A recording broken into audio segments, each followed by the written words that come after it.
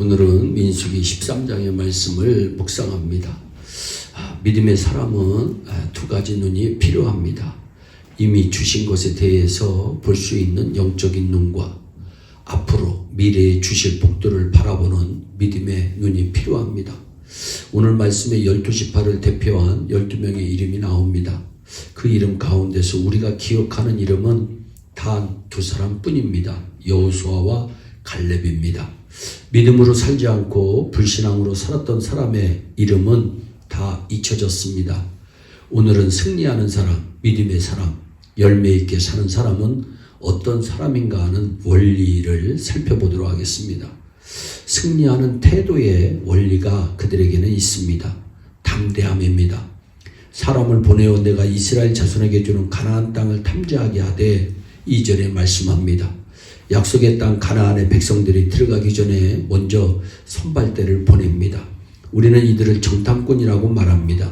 40일 동안 하나님이 허락하신 가나안 땅을 탐지하고 그 땅의 형편과 지세를 알 뿐 아니라 농업과 군사력에 대해서 정보를 수집하도록 특별한 명령을 받은 사람들은 3절에 모세가 여호와의 명을 쫓아 바람 광야에서 그들을 보내었으니 그들은 다 이스라엘 자손의 두목된 사람이다. 다 예외 없이 이스라엘 백성의 지도자된 사람들이었습니다. 엘리트들입니다. 분석력, 정보력이 대단한 사람들입니다. 그러나 예수 믿는 사람이 분석력, 정보력, 학력, 경력만 가지고는 안 됩니다. 신앙적 담대함이 필요합니다. 하나님께서 허락하신 삶을 살아갈 때 우리에게는 담대함이 필요합니다. 하나님의 말씀을 내 삶에 옮겨 놓으려는 신앙적인 담대함입니다. 이들을 파송하는 그들의 영적 지도자 모세는 20절에 담대하라고 말합니다. 이 담대함은 사람이 만들어내는 것이 아니라 하나님의 약속의 말씀을 붙잡는 가운데 오는 담대함을 말합니다. 하나님의 일을 이루기 위해서는 우리에게 담대함이 필요합니다. 어떤 일에도 두려워 떨지 마세요. 담대하게 나아가야 합니다. 하나님의 약속의 말씀을 붙잡는 가운데 주님의 뜻과 명령 가운데 담대한 자들에게 하나님은 풍성한 열매를 반드시 허락해 주십니다. 또한 영향력 있는 지도자의 원리가 있습니다. 왜 지도자가 중요합니까? 민족의 삶, 공동체의 삶에 영향력을 끼치기 때문에 중요합니다.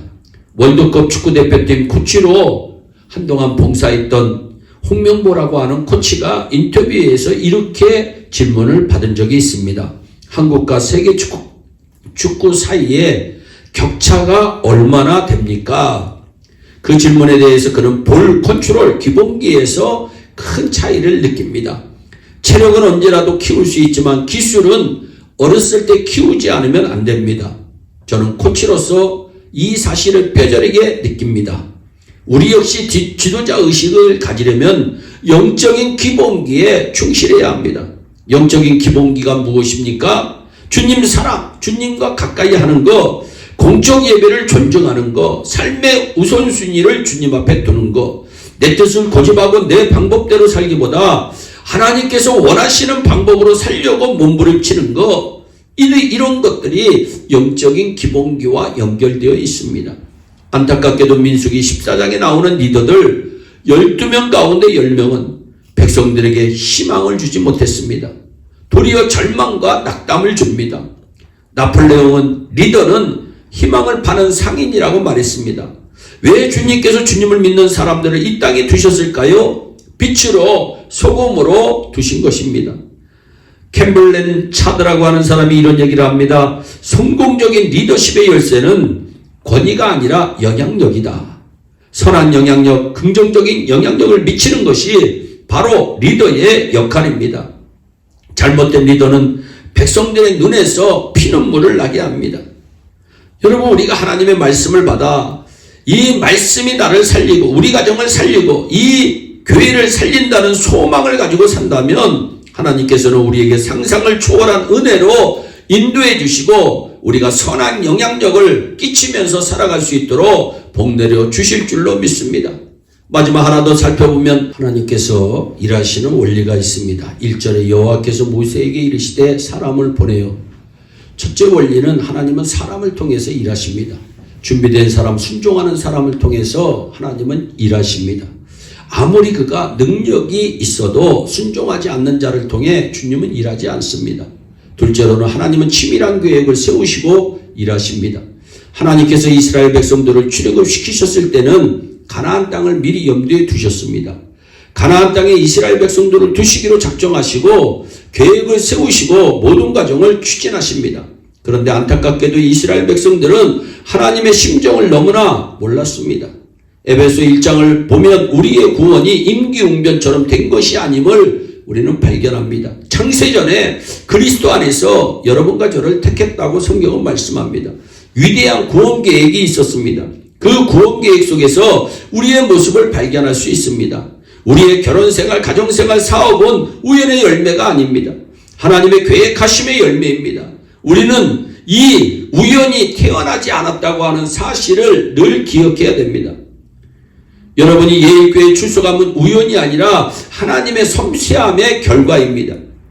우연이라고 하는 태도는 옳지 않습니다. 필연적으로 사명적으로 하나님께서 우리에게 은혜를 허락해 주신 것입니다.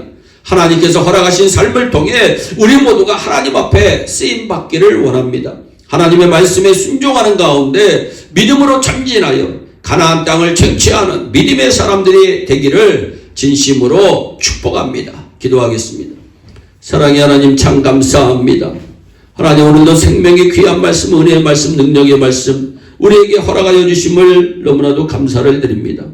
하나님, 우리 예일의 온 성도들은 선한 영향력을 끼치는 희망을 전파하는 하나님 영적인 리더들이 될 수 있도록 복을 내려 주시옵소서. 하나님, 하나님께서 일하시는 원리를 묵상하면서 늘 믿음으로 순종함으로 전진에 나아가다 주님 오시는 그날에 잘했다 칭찬받는 하나님의 귀한 일꾼들 다 되게 하여 주시옵소서. 감사하고 예수님의 이름으로 기도하옵나이다. 아멘.